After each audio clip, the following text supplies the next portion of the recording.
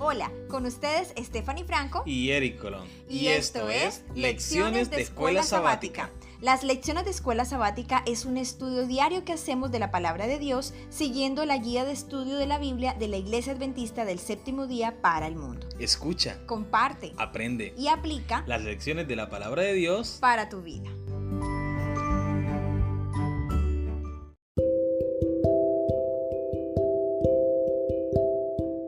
Muy buenos días, apreciados amigos y hermanos. Qué bendición, qué placer es encontrarnos nuevamente para estudiar las lecciones de la Escuela Sabática.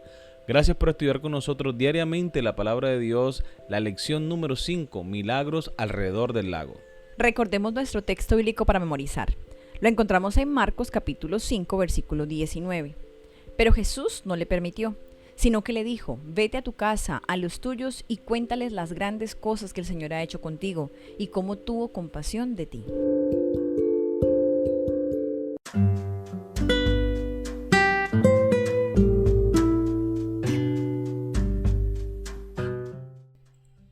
Miércoles 31 de julio, rechazo y aceptación. El título de la lección para el día de hoy.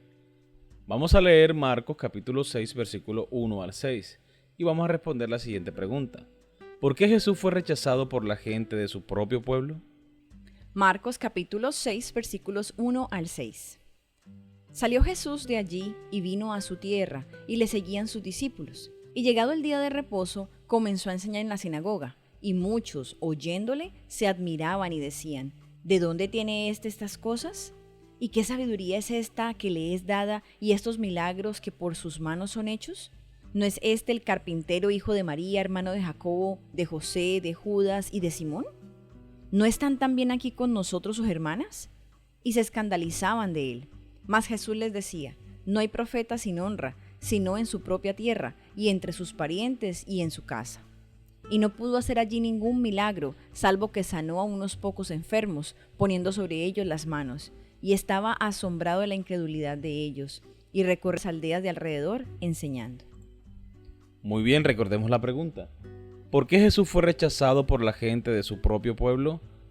Pienso que por los prejuicios. Porque conocían a Jesús, conocían a su familia, sabía dónde se había criado, quiénes eran sus padres, quiénes eran sus hermanos, y no podían ellos entender cómo una persona tan simple, humilde como Jesús fuera el enviado de Dios, el Mesías, el que tanto estaban esperando. Entonces, en su mente no cabía ese pensamiento. Sin embargo, ellos estaban viendo las evidencias, los milagros, las palabras de Jesús, su enseñanza con autoridad, y sin embargo, cerraron su corazón, cerraron su entendimiento para no aceptar a Jesús como el Hijo de Dios. Pienso que aquí podemos ver un claro ejemplo de menosprecio.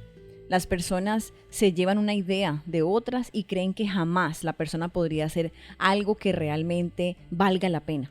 Y aquí es muy triste porque rechazaron justamente al Hijo de Dios. Suele ocurrir que cuando un habitante de un pueblo pequeño se vuelve popular, sus conciudadanos le brindan toda su atención cuando está de visita. No así en Nazaret. Estaban ofendidos y sorprendidos por el éxito de Jesús como maestro y sanador. Su paso de ser un obrero manual a un maestro les resultaba difícil de aceptar. Otra razón para la animosidad de ellos pudo haber sido el hecho de que realizó la mayoría de sus milagros en Capernaum, de acuerdo con Lucas capítulo 4 versículo 23. Además, él ya había tenido un desacuerdo con su familia, de acuerdo con Marcos capítulo 3 versículo 31 al 35. Vamos a leer esta vez Marcos capítulo 6 versículo 7 al 30. ¿Qué contraste existe entre la misión de los 12 apóstoles y la decapitación de Juan el Bautista? Marcos capítulo 6 versículos 7 al 30. Después llamó a los 12 y comenzó a enviarlos de 2 en 2, y les dio autoridad sobre los espíritus inmundos, y les mandó que no llevasen nada para el camino, sino solamente bordón, ni alforja, ni pan, ni dinero en el cinto, sino que calzasen sandalias y no vistiesen 2 túnicas. Y les dijo: donde quiera que entréis en una casa, posad en ella hasta que salgáis de aquel lugar. Y si en algún lugar no os recibieren ni os oyeren, salid de allí y sacudid el polvo que está debajo de vuestros pies, para testimonio a ellos. De cierto os digo que en el día del juicio será más tolerable el castigo para los de Sodoma y Gomorra que para aquella ciudad. Y saliendo predicaban que los hombres se arrepintiesen, y echaban fuera muchos demonios y ungían con aceite a muchos enfermos y los sanaban. Oyó el rey Herodes la fama de Jesús porque su nombre se había hecho notorio, y dijo: Juan el Bautista ha resucitado de los muertos, y por eso actúan en él estos poderes. Otros decían: es Elías. Y otros decían: es un profeta o alguno de los profetas. Al oír esto, Herodes dijo: este es Juan, el que yo decapité, que ha resucitado de los muertos. Porque el mismo Herodes había enviado y prendido a Juan y le había encadenado en la cárcel por causa de Herodías, mujer de Felipe su hermano, pues la había tomado por mujer. Porque Juan decía a Herodes: no te es lícito tomar la mujer de tu hermano. Pero Herodías le acechaba y deseaba matarle y no podía. Porque Herodes temía a Juan, sabiendo que era varón justo y santo, y le guardaba a salvo, y oyéndole se quedaba muy perplejo, pero le escuchaba de buena gana. Pero venido un día oportuno en que Herodes, en la fiesta de su cumpleaños, daba una cena a sus príncipes y tribunos y a los príncipes de Galilea, entrando la hija de Herodías, danzó y agradó a Herodes y a los que estaban con él a la mesa. Y el rey dijo a la muchacha: pídeme lo que quieras, y yo te lo daré. Y le juró: todo lo que me pidas te daré, hasta la mitad de mi reino. Saliendo ella, dijo a su madre: ¿qué pediré? Y ella le dijo: la cabeza de Juan el Bautista. Entonces ella entró prontamente al rey y pidió diciendo: quiero que ahora mismo me des en un plato la cabeza de Juan el Bautista. Y el rey se entristeció mucho, pero a causa del juramento y de los que estaban con él a la mesa, no quiso desecharla. Y enseguida el rey, enviando a uno de la guardia, mandó que fuese traída la cabeza de Juan. El guarda fue, le decapitó en la cárcel y trajo su cabeza en un plato y la dio a la muchacha, y la muchacha la dio a su madre. Cuando oyeron esto sus discípulos, vinieron y tomaron su cuerpo y lo pusieron en un sepulcro.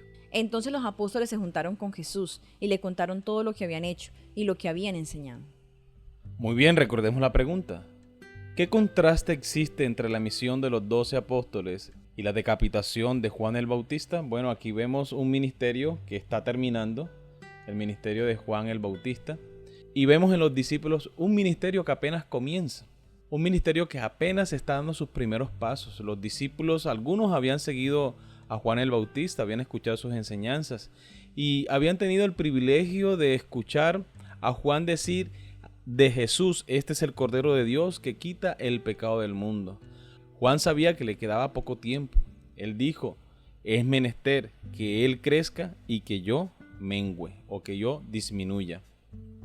Así que vemos cómo Dios utiliza a los 12 apóstoles para que la semilla del evangelio sea sembrada en todo el mundo conocido. Porque a pesar de que el evangelio sufra persecución y aún maten a los discípulos y los apóstoles, el evangelio sigue creciendo para la gloria de Dios. Amén. Esta es la tercera historia sándwich en Marcos. Pueden ver la lección número 3. La misión de los 12 apóstoles, consistente en llevar el mensaje de Jesús a todas partes, se encuentra en abierto contraste con la encarcelación y el silenciamiento de Juan el Bautista. A los discípulos se les dice que viajen sin equipaje y que dependan de otros para su sostén. Esa estrategia hace que los misioneros precisen de las personas a las que sirven, lo que los ayuda a vincularse con quienes necesitan su mensaje. Pero Juan el Bautista no tenía un vínculo tal con Herodes y la familia de este. La muerte de Juan se describe de una manera impactantemente detallada a medida que la conspiradora Herodías se aprovechaba de la ambivalencia y la lujuria de Herodes. La hija de Herodías añade al escandaloso plan con su grotesca solicitud de que la cabeza de Juan le fuera traída en un plato. El acallamiento de la voz estentórea del Bautista ocurre mientras los 12 apóstoles proclaman su mensaje de arrepentimiento, así como lo había hecho Juan antes. La muerte de Juan presagia la de Jesús.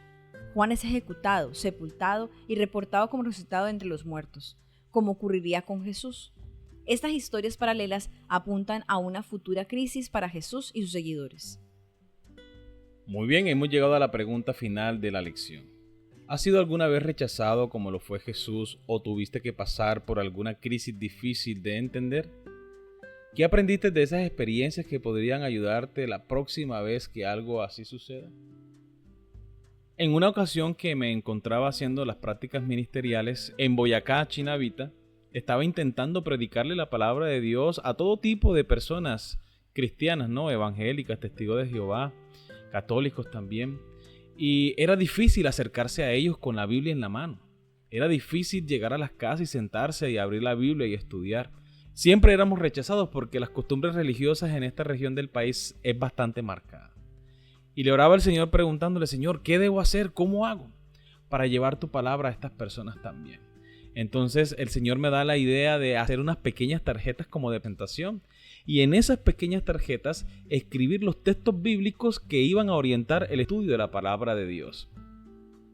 Así que disimuladamente, cuando yo le pasaba una tarjetica a las personas con las que estudiaban, las personas que pasaban no se daban cuenta que estábamos estudiando la palabra de Dios. Y ahí estaba el texto bíblico, la cita bíblica, y ellos leían, íbamos compartiendo e íbamos interactuando con la palabra de Dios. Pienso que esto fue una experiencia enriquecedora. Y pienso que cuando mayor sea el reto de predicar la palabra de Dios, mayor inspiración vamos a tener del Espíritu Santo para llevar la palabra de Dios a todo el mundo. Amén. Muy bien, queridos amigos y hermanos, hemos llegado al final de la lección para el día de hoy. Esperamos que haya sido de gran bendición para ti como lo ha sido para nosotros. Si te gustó, dale like y no olvides compartirlo con tus familiares y amigos. Suscríbete para que estudiemos cada día las lecciones de la Escuela Sabática. Te esperamos mañana para una nueva lección. Que Dios te bendiga.